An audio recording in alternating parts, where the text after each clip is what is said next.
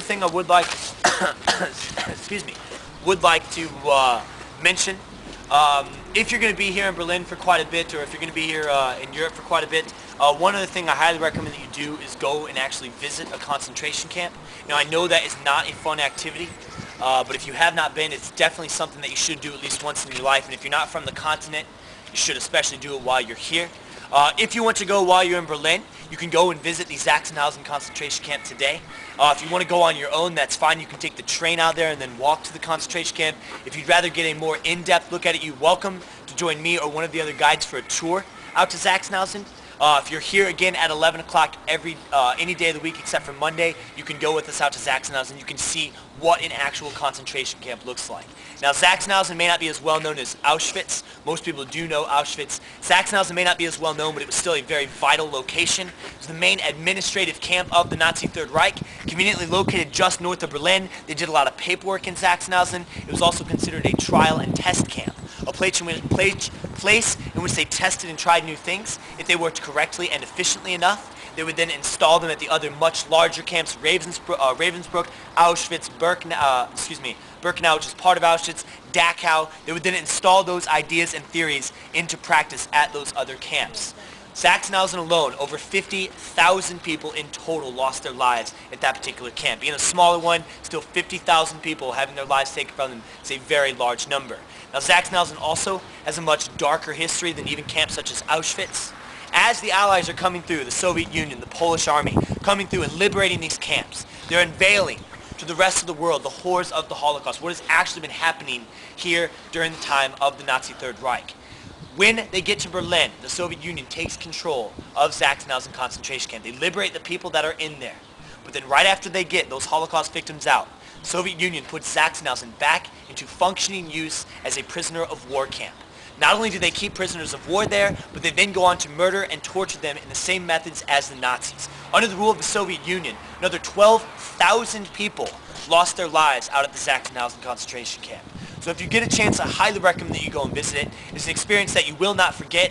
I know the weather is not ideal to spend at a concentration camp, but you also got to think about what it must have been like if you were an actual victim or an actual prisoner in that camp during this type of weather, not having a jacket, things like that. So maybe it would be better, you can go experience it. Said you can go on your own, you can get an audio guide if you want, or you're more than welcome to come with me or one of the other guides to the camp on another day of the week. But I just want to mention that, so maybe try to do it at some point in your life. Now back to Berlin, back to why we are here at this parking lot. What we are here to talk about is this actual parking lot. Not only are we going to talk about the parking lot, we're going to talk about these apartment buildings. Now these apartment buildings, as you can see, are some very sexy architecture. Look at that color, that brown, yeah, that's awesome. Look at that orange shingle, beautiful. That's even more lovely than the brown. Now these apartments I know are pretty damn ugly. I'm not going to insult you any longer. You can clearly see these aren't very fine.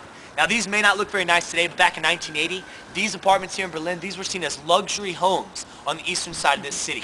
These were such luxury homes that you had to be somebody very important to deserve one of these. Had to be someone who worked for maybe the government, someone who worked for the army, someone who worked for the police, or more than likely, you had to be a member of the Stasi.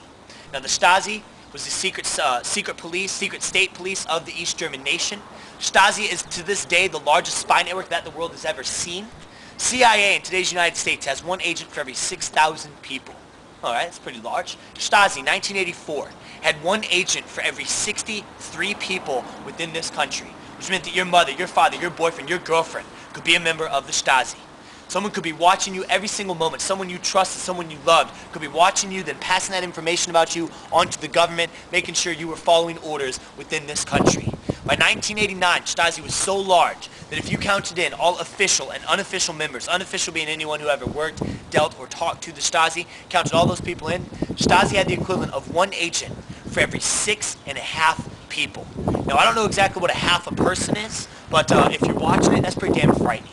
Now, they were everywhere. Our group today has about 20 plus people, 2, 3, 4, 5 of us easily could be working for the Stasi, could be finding out what each and every one of you are talking about, and then sharing that with the government.